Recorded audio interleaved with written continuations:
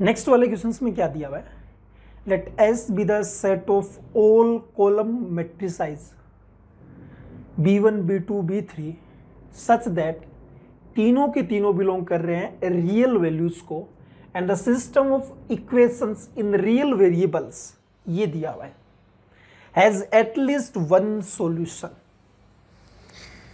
यार ये ना मतलब आप ना, क्योंकि देखो मैट्रिक्स एंड डिटरमिनेंट, मैट्रिक्स मान के चलो, मैट्रिक्स आपके जेई पॉइंट ऑफ व्यू से काफ़ी ज़्यादा इंपॉर्टेंट है बेटा, पहले बोलता हूँ, और अच्छी प्रॉब्लम बन के आती है। अगर अपन इस क्या बोलते हैं सिस्टम ऑफ इक्वेशंस वाले से बात करें ना, किस टाइप की प्रॉब्लम बन रही है, तो पहला तो ये क्या बोल रहा है ना, 3 सिस्टम ऑफ इक्वेशन या फिर 3 प्लेन्स दिए हुए हैं अपन को, और 3 प्लेन्स के बारे में बोला हुआ है एटलीस्ट वन सॉल्यूशन। कुछ भी सॉल्यूशन कमेंट करने से पहले सबसे पहले अपना काम क्या होता है ना, कि इनकी जो कोफिशिएंट है एक्स वाई जेड से जो डिटरमिनेंट बनेगा उसकी वैल्यू चेक करेंगे सबसे पहले अपन। सबसे पहला काम अपना यही होता है, एक्स वाई जेड की कोफिशिएंट लेते हुए अपन को वैल्यू चेक करना। तो पहला काम अपन वही करते हैं। मैंने डेल्टा इक्वल टू उसको बोल दिया, क्या क्या वैल्यू आएगी, ये -1, ये 2, ये 5, ये 2, ये -4, ये 3, ये 1, ये -2, ये 2, ठीक है। इक्वल टू कितना आ जाएगा ना, ये -1 इंटू में माइनस का 8 और प्लस का 6, माइनस का 2 इंटू में 4 माइनस का 3 और प्लस का 5 इंटू में माइनस का 4 प्लस 4, तो ये तो 0 ऐसे ही हो गया। यहाँ कितना बचेगा, यहाँ +2 बचेगा, यहाँ पे -2 बचेगा, इसका मतलब 0 आ गया। सुनना बड़ा ध्यान से, अब जो मैं लाइन बताने वाला हूँ ये काफ़ी ज़्यादा इंपॉर्टेंट है। जब डेल्टा 0 होता है ना, डेल्टा 0 होता है तब 2 टाइप की पॉसिबिलिटी होती है अपने पास।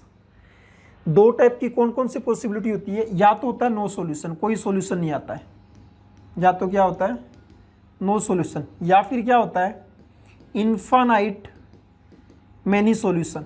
ये 2 कंडीशन आती है, इनफाइनाइट मैनी सॉल्यूशन। अब इसने क्वेश्चंस में बोल ही दिया कि हैज एटलीस्ट वन सॉल्यूशन, कम से कम एक सॉल्यूशन तो होना चाहिए। इसका मतलब नो सॉल्यूशन वाला केस करेंगे अपन रिजेक्ट। कौन सा एक्सेप्ट करेंगे, इनफाइनाइट मैनी सॉल्यूशन। और फॉर इनफाइनाइट मैनी सॉल्यूशन ये वाला एक्सेप्टेबल जब हुआ, फॉर इनफाइनाइट मैनी सॉल्यूशन, इसके लिए क्या कंडीशन है ना, डेल्टा 0 तो होता ही है, एंड और कंडीशन क्या लगाते हैं, डेल्टा 1, डेल्टा 2, डेल्टा 3, इनको भी अपन 0 करते हैं। ये इनफाइनाइट मैनी सॉल्यूशंस का कंडीशंस रहता है बेटा। अप्लाई करो, डेल्टा 1 को 0 करो, डेल्टा 1 का मतलब है फर्स्ट कॉलम को b1 b2 b3 बनाएंगे। तो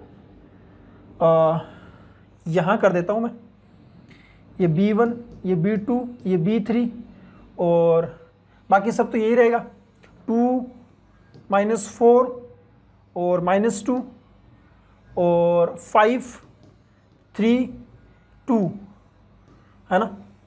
इसको 0 करते हैं, इसको 0 करोगे तो क्या रिजल्ट मिल के आएगा आपके पास, रिजल्ट मिलेगा b1 इंटू में माइनस का 8 और प्लस का 6, तो माइनस का 2 इंटू में 2b2 माइनस का 3b3 और प्लस के 5 इंटू में क्या मिलेगा ना, 5 इंटू मिल जाएगा माइनस का 2 टाइम b2 प्लस का 4 time b3 is equal to 0।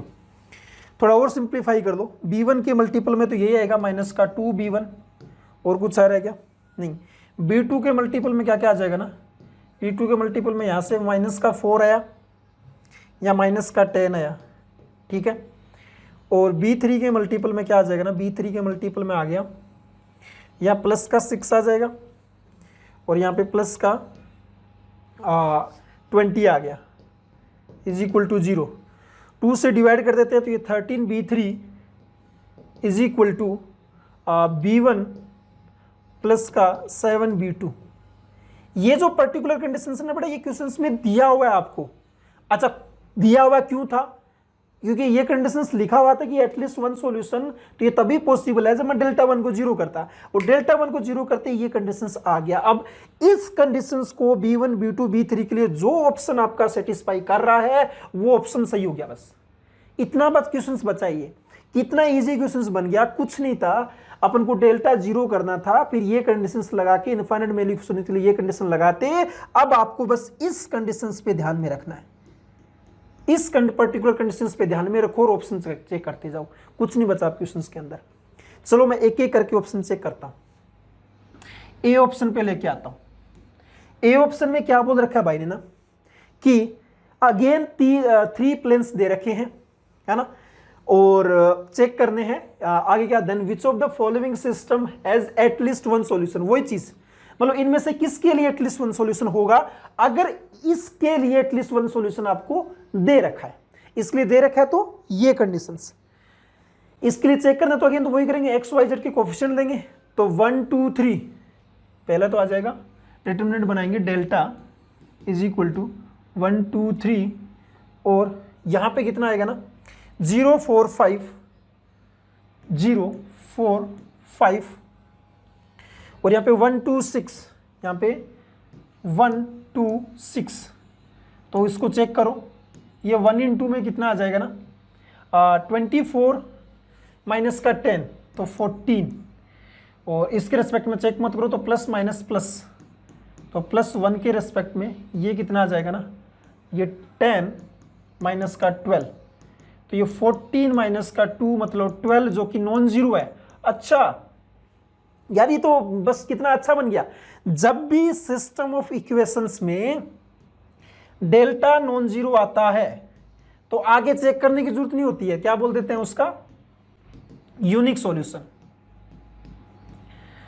Unique solution, unique solution होगा तो मतलब एटलीस्ट वन सॉल्यूशन तो होगा, तो ये तो फिर B1 B2 की वैल्यू पे डिपेंड नहीं कर रहा, कोई भी वैल्यू हो चलेगा, है ना, बिलोंग्स टू एस, एस मतलब इसी सेट में से है, तो ये तो सही ऑप्शन है, इसके लिए तो कोई दिक्कत ही नहीं है, ये ऑप्शन तो आपका ऐसे ही सही हो गया। बी पे आ जाओ। बी पे के लिए, बी के लिए मैंने अगेन वही डिटरमिनेंट बनाएंगे पहले तो बी ऑप्शन पे आते हैं। अगेन डिटरमिनेंट बनाया मैंने 1 1 3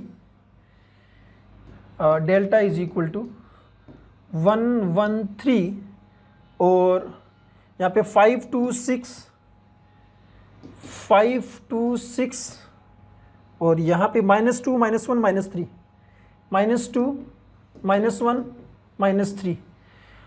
अब इसकी वैल्यू चेक करो, इसकी वैल्यू चेक करेंगे तो क्या आ जाएगा ना, 1 इंटू में माइनस का 6 प्लस का 6 माइनस का 1 इंटू में माइनस का 15 प्लस का 12 प्लस का 3 इंटू में माइनस का 5 प्लस का 4, ये 0 हो गया, यहाँ पे कितना बचेगा 3, ये माइनस का 3, तो ये तो 0 आ गया। अच्छा सेकंड ऑप्शन के लिए डेल्टा 0 हो गया, जो क्वेश्चंस में कंडीशंस दिया था ना वो का वो कंडीशंस बन के आ गया। अब इस टाइप की कंडीशंस के लिए अपन क्या करते आ रहे हैं कि डेल्टा 1 डेल्टा 2 डेल्टा 3 को 0 करेंगे अपन, है ना, तो for at least one solution, for at least one solution क्या चीज चेक करेंगे, डेल्टा 1 को 0 करो, डेल्टा 2 को करो, डेल्टा 3 को करो, इनको करो। डेल्टा 1 को 0 करेंगे तो यही लिख दो B1 B2 B3, B1 B2 B3, और 1 2 -1 3 6 -3 इज इक्वल टू 0। तो ये जब 0 हुआ तो B1 इंटू में कितना आ जाएगा ना, माइनस का 6 प्लस का 6,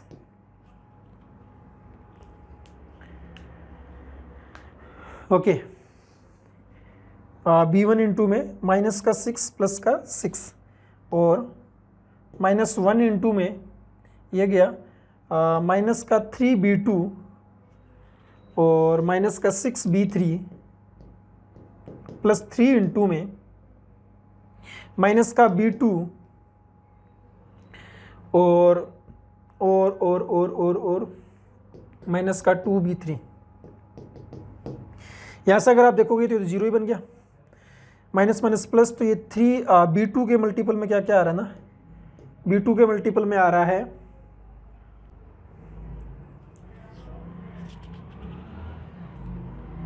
अच्छा ये तो जीरो ही होगा ऑलवेज, क्योंकि अगर मैं इसको 3 से मल्टीप्लाई करूंगा तो कोई फर्क थोड़ी पड़ेगा, ये तो ऑलवेज जीरो होगा, तो इसको चेक करने की जरूरत नहीं थी।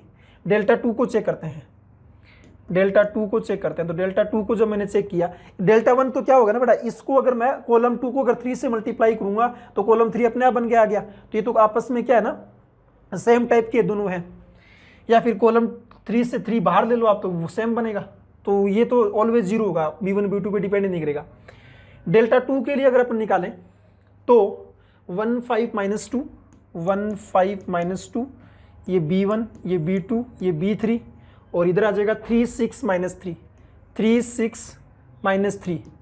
अब इसको सिंप्लीफाई अगर अपन करें तो 1 × में कितना आ जाएगा ना, माइनस का 3 B2 प्लस माइनस का 6 B3, और माइनस का B1 × में माइनस का 15 और प्लस का 12, और प्लस का 3 × में 5 B3 प्लस का 2 B2 इज इक्वल टू 0।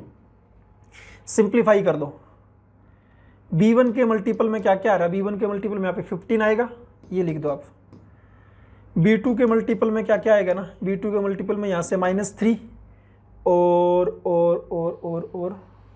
यहाँ से प्लस का 15, नहीं प्लस का 6, और B3 के मल्टीपल में यहाँ से माइनस का 6 आया, और यहाँ से कितना आ जाएगा ना, प्लस का 15 आ जाएगा, इक्वल टू 0 कर दिया। बस अब इसको चेक करना है कि जो गिवन कंडीशन थी उसको सेटिस्फाई कर रहा है क्या। हाँ जी, तो ये जो कंडीशंस दिए है अपन को, इसको अगर चेक करें अपन तो 15 B1 प्लस का 3 B2 और कितना बचेगा ना 9 B3, तो 3 से मैं डिवाइड कर देता हूँ, तो 5 B1 plus B2 plus 3 B3 is equal to 0। और अपन को जो इक्वेशंस मिला था B1 B2 B3 में वो ये मिला था। तो ये वाला इक्वेशन स्टार वाला और ये वाला सेम तो नहीं है, सेम नहीं है, इसका मतलब ये वाला बी ऑप्शन भी गलत हो गया, इसके भी इनफाइनाइट मेनी सॉल्यूशन नहीं हो सकते। ठीक है, चलो कौन सा फिर ऑप्शन आएगा, बी चेक कर लिया, ये नहीं हुआ बी। सी वाले पे आते हैं। सी वाले को अगर थोड़ा सा आप देखोगे ना बेटा, तो बस कुछ नहीं, मैनिपुलेशंस है और कुछ भी नहीं है सी के अंदर। यहां से अगर मैं माइनस कॉमन ले लूं तो क्या बनेगा ना सी के अंदर, यहां से माइनस कॉमन ले लेंगे तो x - 2y + 5z, सी के अंदर x - 2y + 5z is equal to minus का B1। ठीक है, और यहां से मैं क्या लेता हूं, 2 कॉमन लेता हूं, तो x - 2y + 5z, x - 2y + 5z is equal to B1/2। और ये आपका दिए हुआ है x - 2y + 5z equal to B3, x - 2y + 5z is equal to B3, ये आपको दे ही रखा है। ये तीनों किस टाइप के प्लेन है, तीनों पैरेलल प्लेन्स है। x y z के कोफिशिएंट सेम है, कांस्टेंट टर्म अलग है, तो तीनों पैरेलल प्लेन्स है। 3 पैरेलल प्लेन्स में एक प्लेन, दूसरा प्लेन, तीसरा प्लेन, 3 पैरेलल प्लेन्स में बोल रहा है एटलीस्ट 1 सॉल्यूशन। एटलीस्ट 1 तो नहीं होगा, फिर वो कोइंसाइड करेंगे तो इनफाइनाइट मेनी सॉल्यूशंस होंगे, है ना। तो 4 at least 1 solution all 3 planes should be coincides। बस ये कंडीशंस लगा देंगे। ये कंडीशंस लगाने के लिए आपके तीनों इक्वल होने चाहिए। माइनस का B1 इज इक्वल टू ये B2 आएगा, B2/2 is equal to B3। ठीक है, तो यहाँ पे B1 कितना आ गया ना, या फिर ऐसे निकाल लो, ये B1 आ गया, और B2 कितना आ जाएगा ना, B2 आ जाएगा माइनस का 2B1, B3 कितना आ जाएगा ना, माइनस का B1। अब जो इक्वेशन दे रखा है उसमें पुट करो, सेटिस्फाई कर रहे हैं क्या। इक्वेशन था 13b3 is equal to b1 plus 7b2। तो ये 13 इंटू में माइनस का b1 और ये b1 और b2 कितना आ जाएगा ना, माइनस का 14b1।